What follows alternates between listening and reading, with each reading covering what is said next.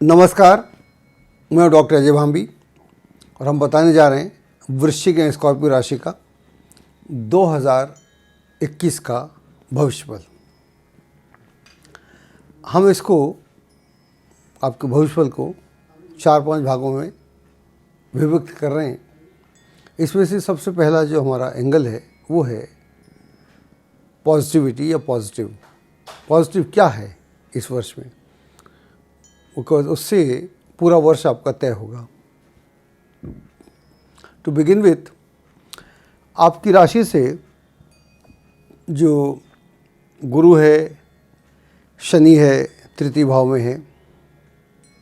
शनि तो यहाँ रहने वाला है पूरे वर्ष, लेकिन जो गुरु है वो अप्रैल में अगली राशि में यानी कुंभ में पदार्पण कर जाएगा।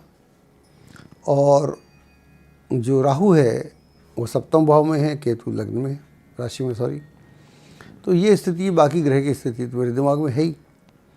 तो हम जब बात कर रहे हैं पॉजिटिविटी की, तो ख़ास तौर से मैं ये जो पीरियड है आपका जनवरी से मार्च एंड तक का या फर्स्ट वीक तक का, मैं उसकी बात करना चाहता हूँ। ये जो पीरियड है, इस दौरान में ग्रह स्थिति बहुत अच्छी है। इसका आशय यह हुआ कि आपके पराक्रम में वृद्धि होगी, कम्युनिकेशन में वृद्धि होगी। कम्युनिकेशन नए लोगों के साथ होगा, नए लोगों से भेंट मुलाकात होगी, आपकी इज्जत बढ़ेगी, आपका रुतबा बढ़ेगा, आपकी कांटेक्ट बढ़ेंगे, निकटस्थ स्थान की यात्राएं होंगी। ये यात्राएं आपके लिए नए आयाम क्रिएट करेंगी और आपका कॉन्फिडेंस बिल्कुल साथ में आसमान पे होगा और आप बहुत बढ़िया से अपने कार्यों को बढ़ाएंगे। अब हम बात करते हैं कि जैसे ही बृहस्पति अगले घर में चले जाएगा यानी चतुर्थ भाव में, तो वहाँ पर जो सीन है वो क्या बनेगा। बृहस्पति वहाँ जाएगा तो जाहिर है कि वो चतुर्थ भाव में चले जाएगा, तो बहुत अच्छा नहीं है। बाकी ग्रह तो ठीक है। तो ये जो है समय, वो आपको बहुत ज़्यादा डिस्टर्ब नहीं करता।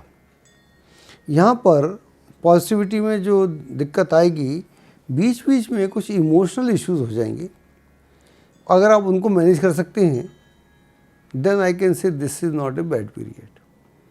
तो वो जो आपका जो टेम्पो बना हुआ है, शुरुआत में बना हुआ है, वो इंटैक्ट रहेगा और वो आगे बढ़ता रहेगा और आप बहुत सहज होकर अपने कार्यों को आगे बढ़ाएंगे।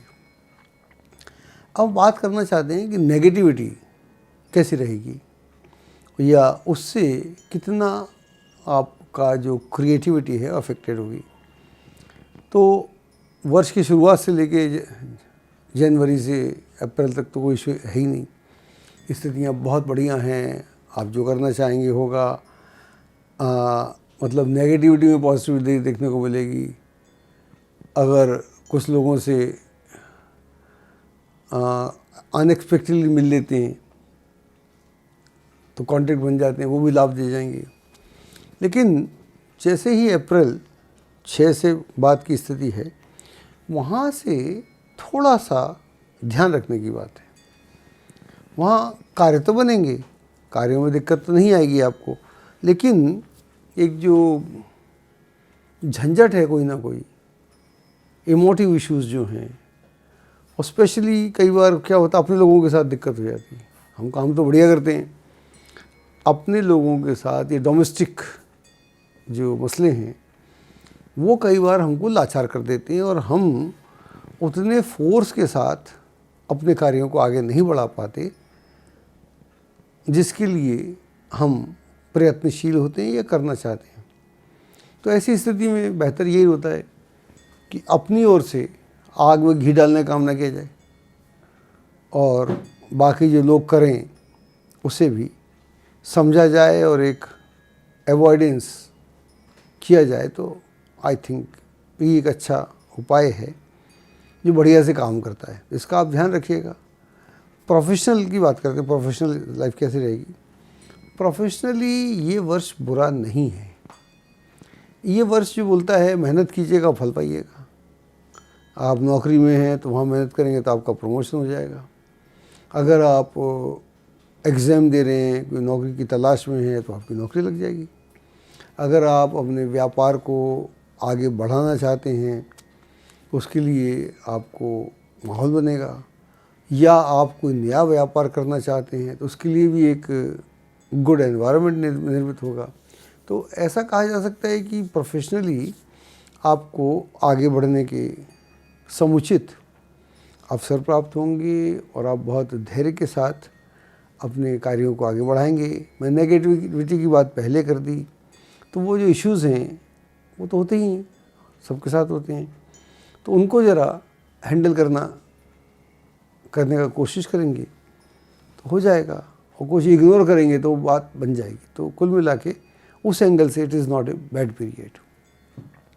अब हम बात करते हैं साहब आपका लव लाइफ की।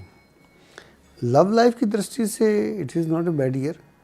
तो प्रेम संबंधों में अंतरंगता बनी रहेगी।